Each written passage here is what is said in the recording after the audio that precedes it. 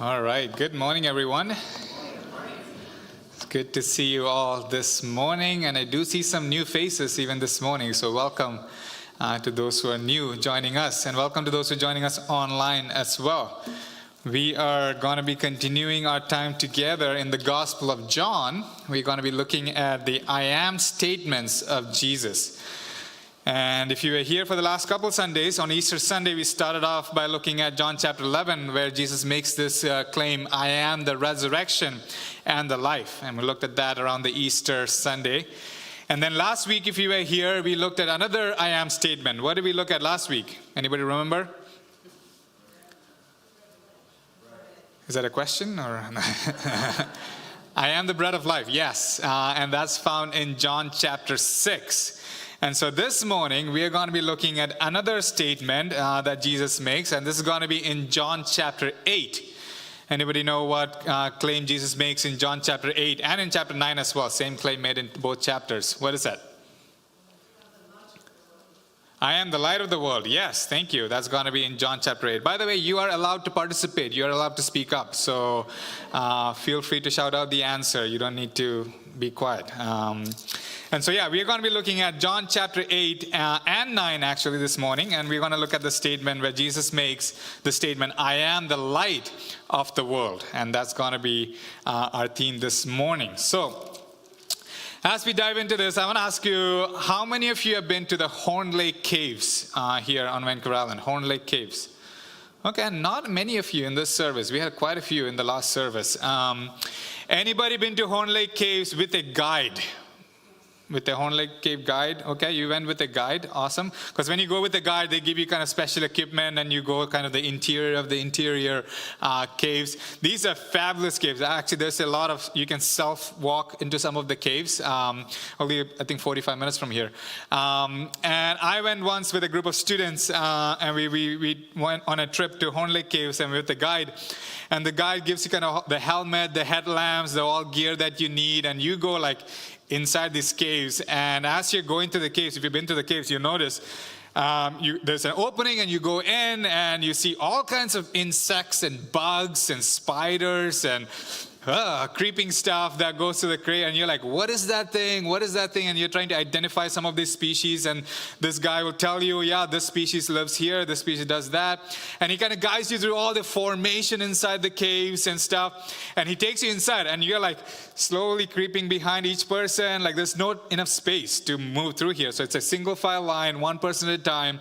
And you go up and down into these caves, and it's quite spectacular. But I'm trying to, like, whenever I go, I'm like, I don't want to touch anything. It's like, yeah. I don't want to touch anything. Some things are wet. It looks gross. And there's insects and bugs. And you're trying to, like, navigate through these caves without trying to touch all these yucky stuff. And you follow the guide. And the guide takes you to, like, the inside of this cave. I think part of the main cave there. And he explains all these things again. And then he says, okay, now everybody turn off your headlamps. And we're like, no, we are not turning off that. Did you see what we just walked by, that creepy thing that was going up there? Like, we are not turning off the headlamps. There's like spiders and all kinds of stuff. But he says, no, everybody turn off your headlamps. Why? Well, if everybody turns off the headlamps and no watchers and everything, like all lights are put away, you can experience true darkness. Because inside these caves, there's no light coming in. And I think you're supposed to spend 1 minute in darkness. So turn off everything. Nobody turn on their phones or their watch. Like cover up any lights so that you can experience true darkness. Well, we did turn off the whole lights, and it was complete black. Like you couldn't see anything. You couldn't see what's around you. Like you can't see anything. And you're supposed to like wait for a minute.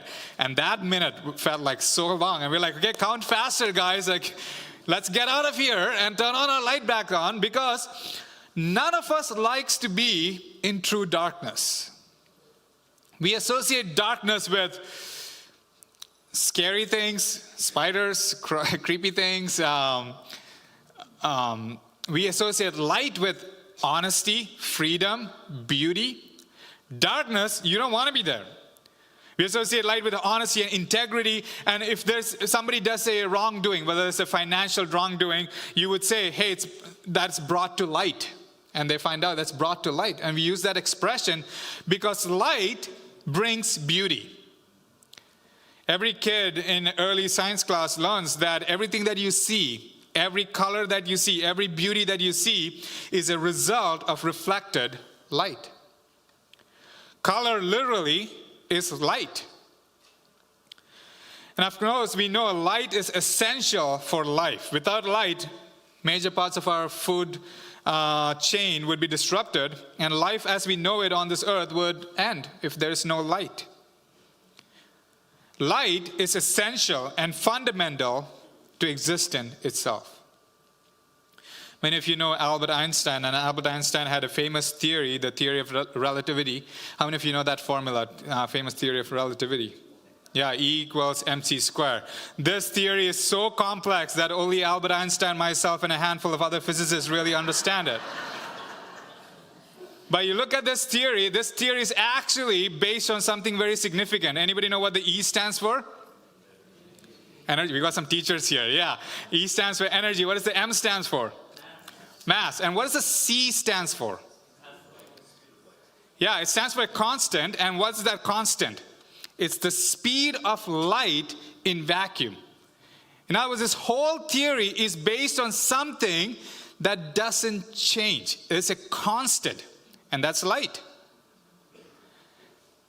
Jesus comes in John chapter 8 and makes this bold statement, I am the light of the world. And we're going to discover here, everything in our life, everything in this world is based on this claim, I am the light of the world, and light being constant, and Jesus saying, I am the constant, I am the one that holds everything together, I am the beauty, I am the color, I am the life that you're going to see. So we see this statement in John chapter 8, and before John chapter 8 comes John chapter 7. That's just the way the Bible works. And so in John chapter 7, you got to know the context to really understand what is Jesus saying in John chapter 8.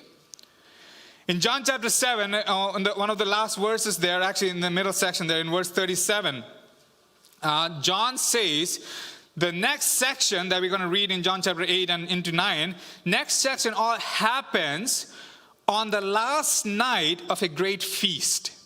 This is what he says in John chapter 7, verse 37. He says, on the last day, the great day of the feast, Jesus stood and cried out, saying, if anyone is thirsty, come to me and drink. And then he continues on into chapter 8 as well.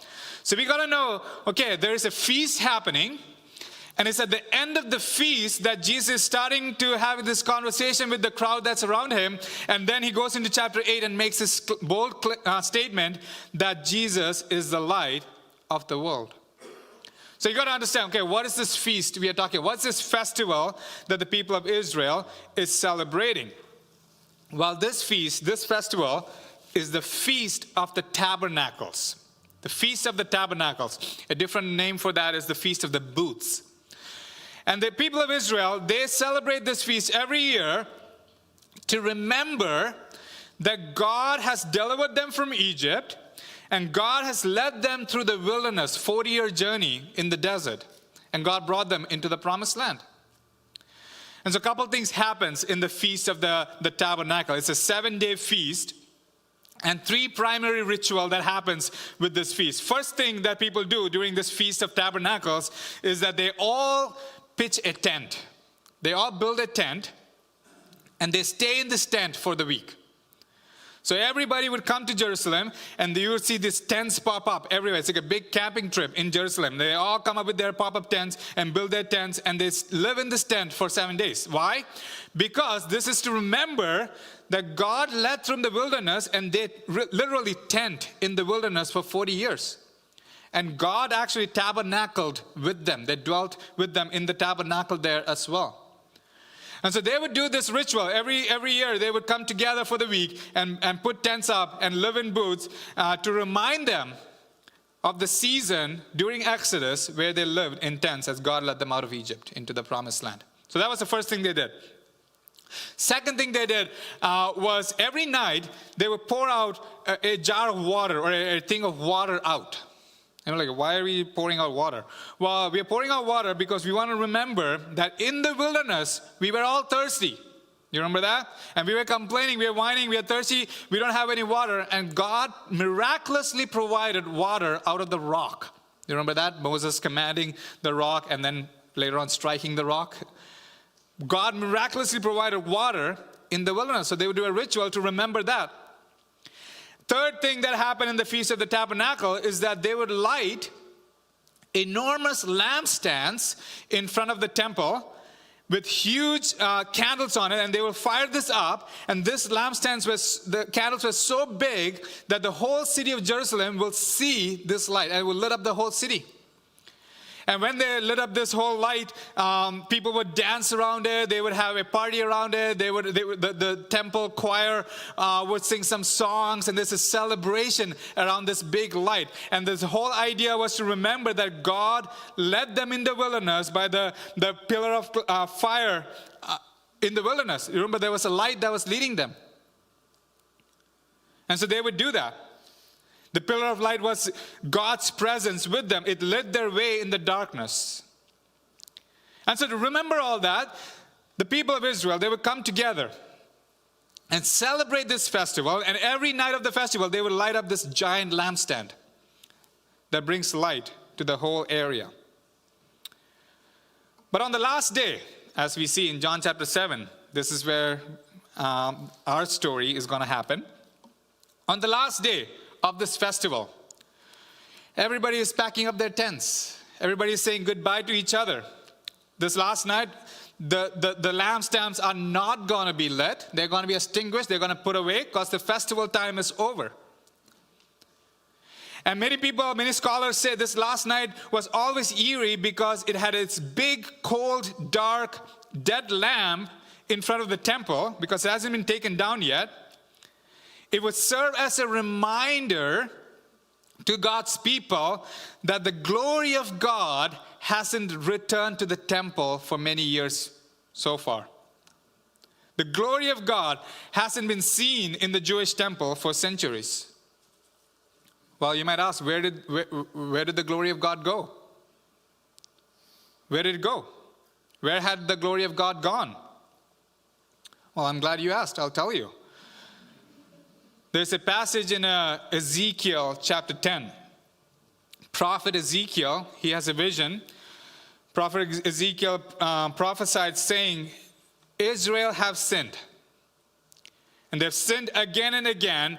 And God has asked them to turn back to him. And people of Israel did not turn back to God. And God said, if they don't turn back, God's presence and his glory would depart from them permanently.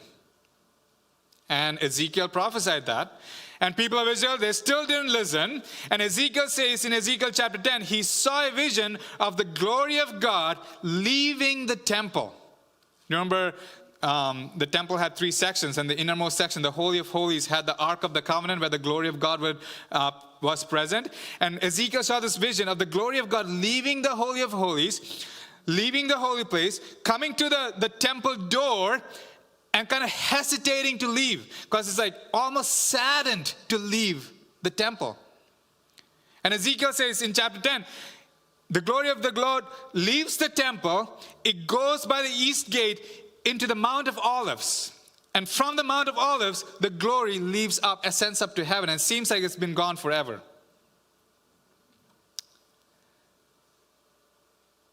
There's a word for this that the people of Israel used.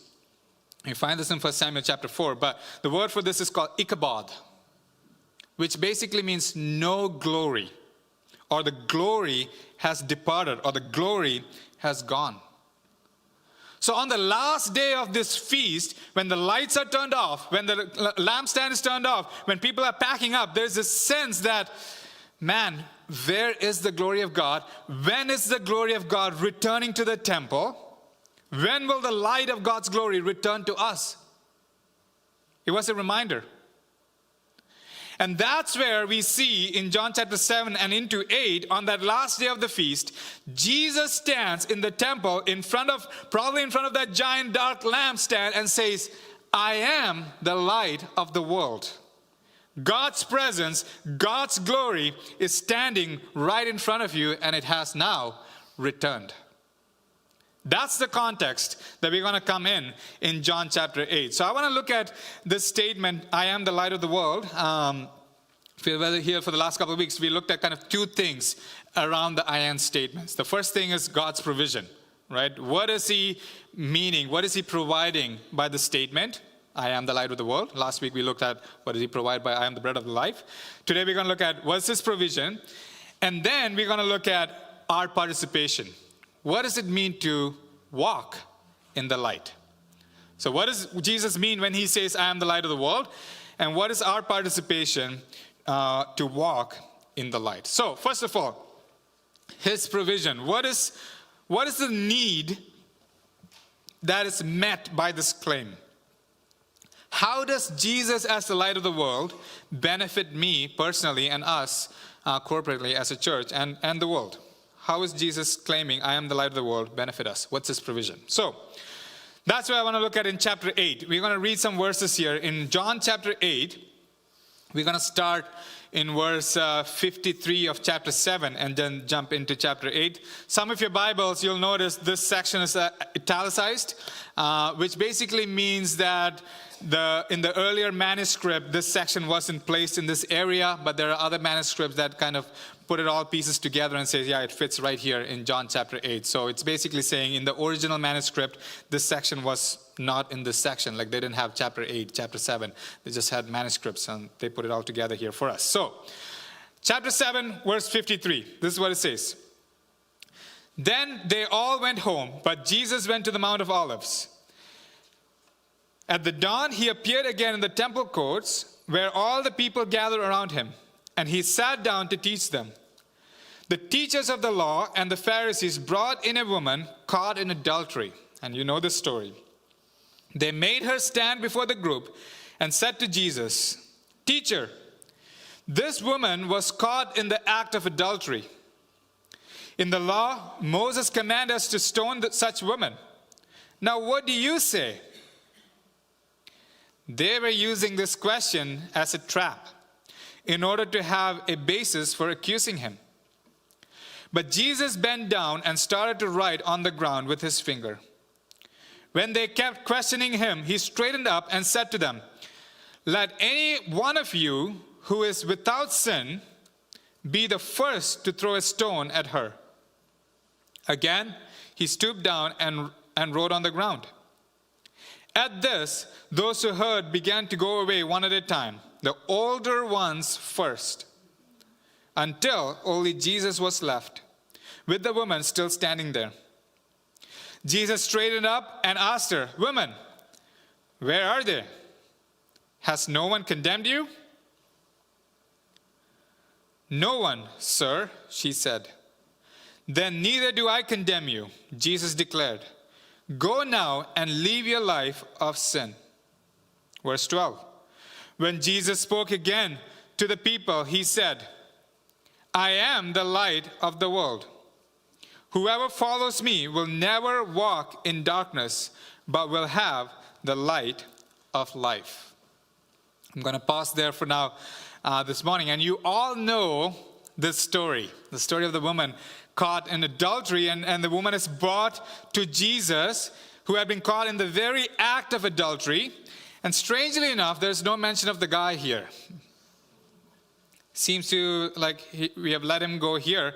But the bottom line is the woman here she stands guilty. In Israel, this is a stonable offense. And so the Pharisees asked Jesus, Moses says we got to stone her. What do you say? Now, you might think that's a sincere question, but it's not a sincere question. It's actually a trap. They wanted to find Jesus in opposition to the law. They wanted to find Jesus against the law or disobeying the law so that they can have a reason to arrest him. Well, instead of answering them, Jesus kneels down and he starts to write something on the dirt with his finger. Now, what did he write? Well, that's the million-dollar question. We don't know. There's many speculation of what he wrote. Some say he wrote the law. Some say he wrote the names of the people accusing her. There's different speculation of what he wrote on the ground. But the fact is we don't know what he wrote. We know the effect of what he wrote. Because right after he wrote this, people start questioning him. He stood up and he said, "Let any one of you who is without sin be the first one to throw a stone at her." That's what he said. And you can just imagine all the religious leaders and the Pharisees standing there. They would think, yeah, we don't want to make that claim, that I am without sin. Because they all knew they are sinners. They all knew they are broken. And it said, each one of them dropped their rock and went home, the older ones first. I wonder why John makes a very specific note of the older ones leaving first. I think there's some good insights in there. I see this in many of our seniors as well. They will be the first one to acknowledge, I'm broken. First one to say, you know what? I've lived my life. I know how broken I am. And the younger ones feel like, oh, we got it all together. We can still do it. Nothing's wrong with me. They all left until it was just Jesus and her. And he says to her, "Woman, where are they? Has no one condemned you?" "No one, sir," she said. "Neither do I condemn you." And Jesus declared, "Go now and leave your life of sin." Here's the thing about light. One of the first things that a light does is that it exposes. It reveals something.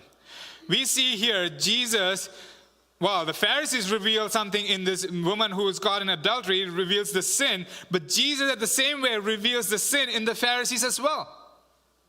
Light exposes. When you have something that's not pretty, you like to keep it in the dark. I don't know how many of you have a room in your house, whether that could be a garage or a storage room or your basement or an attic.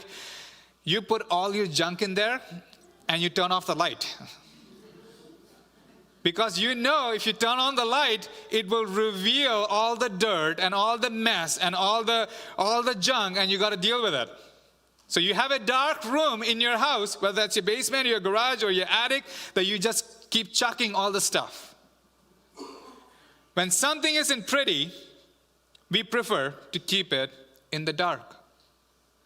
But when we see ourselves in the true light of God's glory, just imagine how morally messy we are. We see this woman standing in the presence of the most morally pure being in the universe. That's Jesus. Completely exposed in all her ugly shame and her sin. And so as you read through that story, it presents us an important question about the light. What is it like to stand completely exposed in all your sin in the presence of Jesus? What is it like to stand completely revealed, completely exposed in the presence of Jesus? I think the answer might surprise you. The answer is, it is safe. It's safe to be in the presence of Jesus completely exposed. In fact, it's the safest place in all universe to be in the presence of Jesus' life, because Jesus' light is not just a revealing light or an exposing light, it's also a healing light. There's a verse in Psalm 91, verse 1 and 2. Psalm 91, it says, "Whoever dwells in the shelter of the Most High will rest in the shadow of the Almighty. And I will say to the Lord, He is my refuge and my fortress, in God whom I trust." In other words, in the presence of God, there is safety, there is security. Completely exposed, but safe in His arms. If we bring our sin and our shame to Jesus, like the woman did, He is willing to forgive us and cleanse us. That's the irony of the gospel. The irony of the gospel is, if you let God expose, and you expose your sin, and you confess your sins to Jesus, Jesus is willing to forgive and cover them up. But if you cover them up from Jesus and you hide your sin and you don't confess it, Jesus will one day expose and judge. The good news of the gospel is that there is safety in the presence of Jesus. There's healing in the presence of Jesus. There's hope and there's security in the presence of Jesus. So light reveals, it exposes how sinful we are. And that could be painful. We don't like to turn on that light in that messy room. But when the light shows up, you start to see the dirt. And when the dirt needs to be dealt with, you go to the Savior. So Jesus' light, it's revealing, it exposes, not to shame or condemn, but it reveals and exposes so that you could find healing. And that's the story we see here in John chapter 8. But John places this statement that Jesus said, I am the light of the world. He actually sandwiches this statement between two stories. The first one we just read in John chapter 8 is the woman who is caught in adultery. But the second story that John sandwiches here is in John chapter 9. It's the story of Jesus healing the man born blind. And Jesus actually connects, and John too, connects these two stories together to the same statement, because he also says in John chapter 9 verse 5, he makes the same statement there. He says in John chapter 9 verse 5, while I am in the world, I am the light of the world. So that's in John chapter 9 verse 5. And here we see the story of Jesus healing a man who is born blind. And I won't read that whole story for you. I'll summarize it for you. Jesus and his disciples, they were walking along, and they came across a man who has been born blind, or blind from birth. This man has never seen a sunrise. This man has never seen his mother's face. This man lived his whole life in darkness. And so Jesus and his disciples are walking by, and they see this blind man, and the disciples ask the question, Rabbi, who sinned? Whose fault is it that this man is born blind? Is it his fault or is his parents' fault? That comes up with a lot of assumption. Assumption is that if someone is suffering, there's somebody to be blamed. Jesus answers, it's neither. It's not this man or his parents' fault. This happened so that the works of God and the glory of God might be displayed in him, right? In this moment. And then he says, as long as I'm in the world, I am the light of the world. And then he does something strange. He spits on the ground, he makes mud with his saliva, and he smears it on his man's face. Good thing that he can see what's going on. And he tells him, now go wash in the pool. And this blind man, he goes and washes in the pool, and he comes back seeing. Can you imagine that moment for a second? This man who had never seen light, never seen colors, never seen his mother's face, never seen a sunrise, never seen anything, comes back seeing. Light floods into his eyes that never worked before. Colors would explode in his mind. Faces would appear. The whole world opens up, and for the first time in his life, he sees. Well, not everybody is happy about this. The religious leader starts to interrogate him. How did this happen? Who did this? Was he really sent from God? They called his parents, because they didn't believe him. Eventually, they threw this man out of the synagogue. At the end of chapter 9, Jesus finds him. And Jesus has a conversation with him, and he says, listen, I am the light of the world. I am going to reveal myself to you. And this light is now revealing who God is.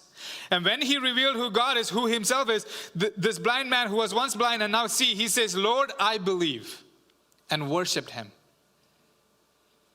Friends, that's what the light does. It opens blind eyes. But more than that, it opens and reveals the truth of God. Reveals who he is. For this man, the light didn't just change his sight. The light changed his whole life. Typically, when you are in the presence of a bright light, or too bright of a light, what does it do to your eyes? It damages your eyes, yeah. That's why you don't want to look straight in the sunlight. You don't want to look into the sun because it's not good for your eyes. When in the presence of bright light, typically it won't help you, it will often blind you. In July of 2010, a couple of scientists in England discovered a star that they say is 10 million times brighter than the sun. Can you imagine that? 10 million times brighter than the sun. Now, I know you can't even look at the sun here, but imagine looking at something that's 10 million times brighter than the sun. They gave this star a creative name of R136A1. Because they're scientists, they couldn't come up with other names. But they call this R136A1, and that's the star.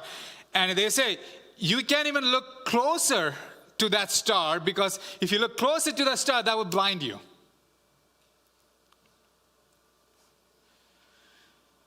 You would go blind if you even look closer to it. And Paul, in the New Testament, he says, all these stars are created as a dim reflection of God's glory. In other words, Paul says God's light, God's glory is an unapproachable light. So get this, in John chapter 9, we have the brightest of all lights, brighter than the R136A1 star. Instead of causing blindness, this light is actually healing blindness. This light, instead of judging and shaming sin, this light is forgiving and covering it up and absorbing the darkness. Friends, you might feel too dirty inside, or too damaged, or too disqualified for Jesus. You might think, oh no, if Jesus really knew what was going on, if Jesus really exposed what's happening in my life, I would be rejected. But the good news of the gospel is that God's light, Jesus' light, is sight-giving and not blinding. It's cleansing, it's healing. Yes, it will expose, but not to bring shame and condemnation.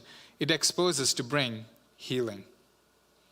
And when you allow God's light to do His work in us, it will create a new heart in us. It will replace our blind eyes with seeing ones. It changes our passions.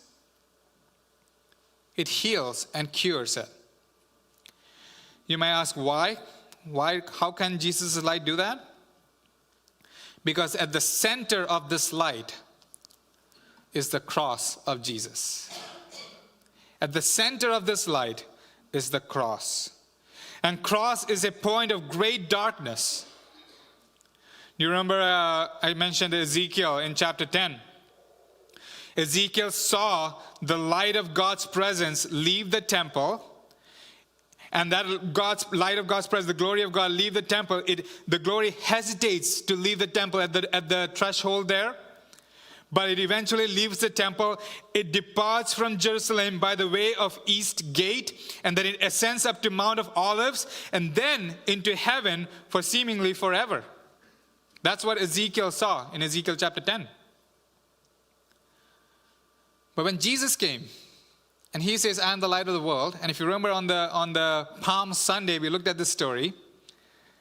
On His triumphal entry into Jerusalem, the gospel writer says that He took the most unusual route.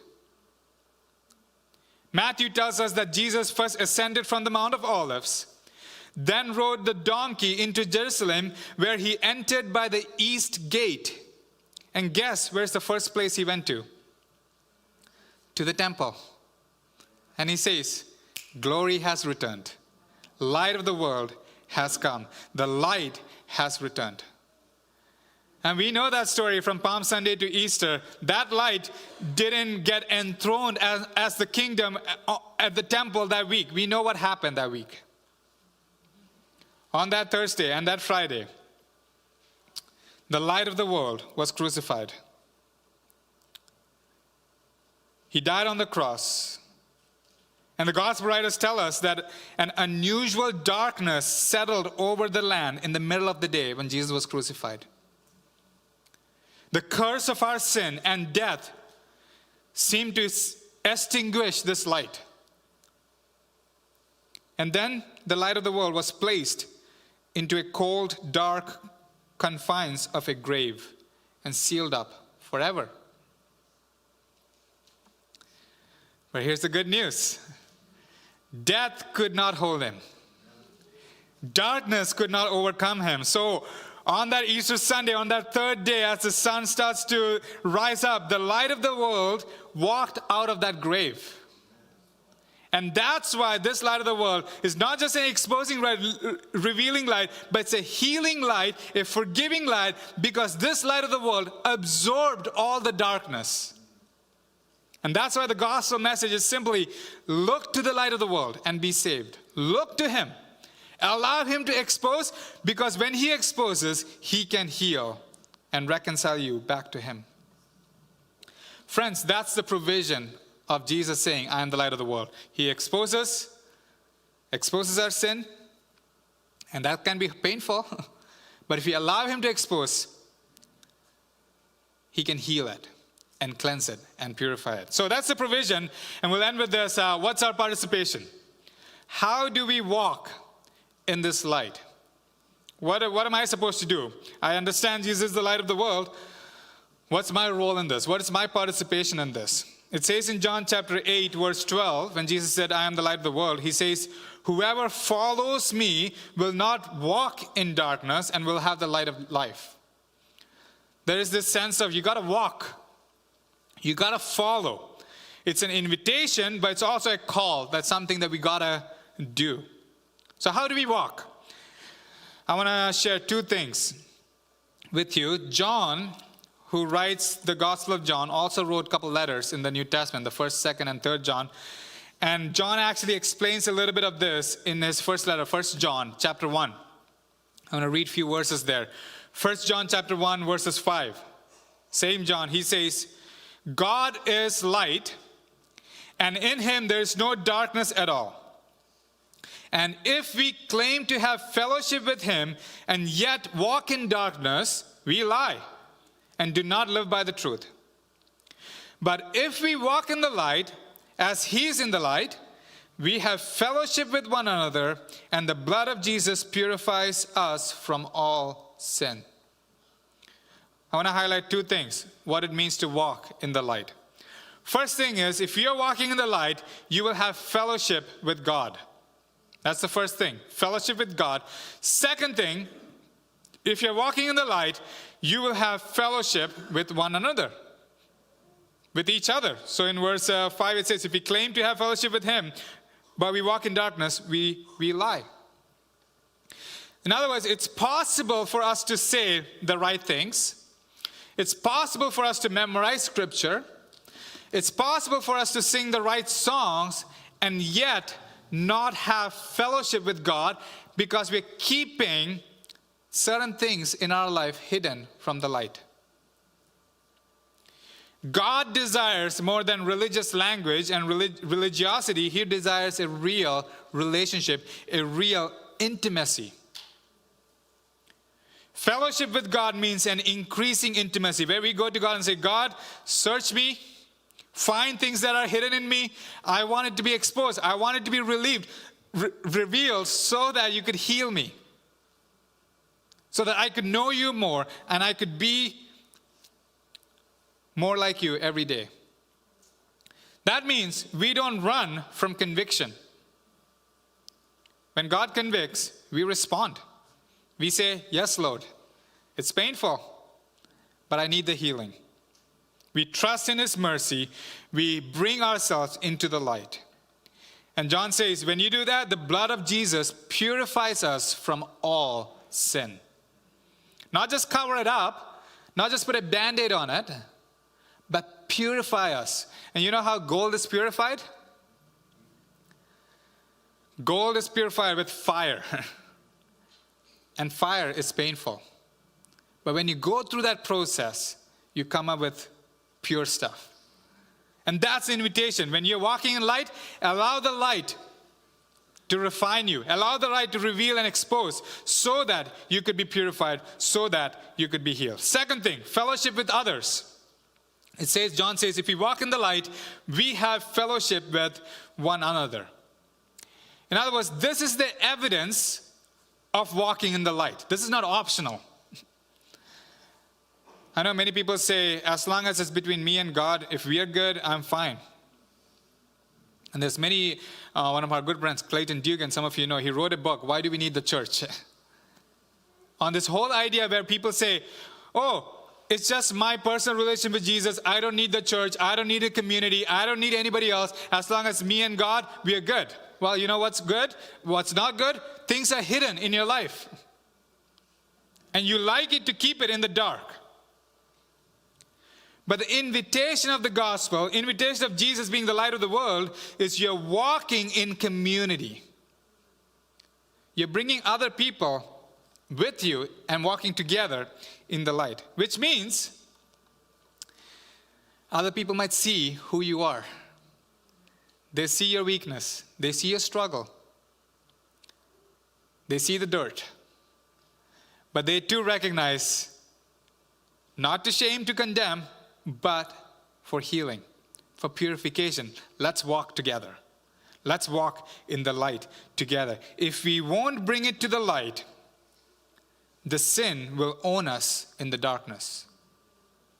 If we don't bring it to the light, the sin will own us to the darkness. And the invitation is, let's wrestle with this together. Let's fellowship together and come to purity. This is what it says in 1 John chapter 1, verse 9. If we confess our sin, he is faithful and just and will forgive us of our sins and purify us from all unrighteousness. Friends, this is an ongoing thing where we come to the light and say, Jesus, I know you're the light of the world. Expose me. I want to confess. I want to be purified. I want to be forgiven. I want to be cleansed from all unrighteousness. So here's a question for you as we wrap this up together. Are you walking in the light, or are you just talking about it? If you're walking in the light, do you have intimacy with God? Do you have fellowship with God? Do you know him? Do you allow him to expose you, to reveal things in your life? And are you walking in fellowship with one another? Who knows you the most? Who have you given permission to speak into your life? Who can you go and confess? Not just when you fall or fail, but even when you're tempted. It may be your spouse, it may be a close friend, it may be in your life group, but you need someone. You need somebody. Because if the enemy can keep you isolated, then he can keep you defeated. If the enemy can keep you isolated, he can keep you defeated. That's why finding community, being in groups, coming to church, it's so important. So essential.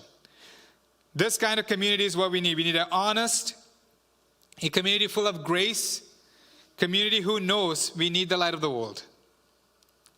And that's how God purifies us, not just individually, but together.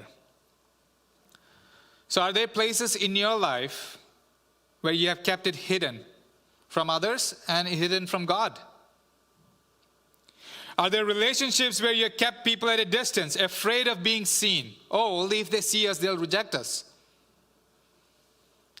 Today, Jesus says, I am the light of the world. And he's not trying to expose you to shame you. He wants to expose you to heal you. And so the invitation of this claim is, come to him. Allow his light to shine in and through you. Walk with God in honesty and joy. Walk with others in humility and truth. And that's when you get to experience the freedom of fellowship and the process of that purification when you allow the light to do its work in and through you. I'm going to invite our worship team up here, and we're going to sing this final song as a response. And I want us to take a moment to examine our life. Where do I need to let the light of God shine? Where do I need Him to expose so that I can find healing? And who do I need to talk to confess, to pray together, so that I'm walking in fellowship with each other? And I don't want the enemy, the devil, to keep me defeated. I want to experience victory. I want to experience freedom. I want to experience forgiveness. And I want to experience healing. That's the good news of the gospel. So would you stand and sing this final song as we respond?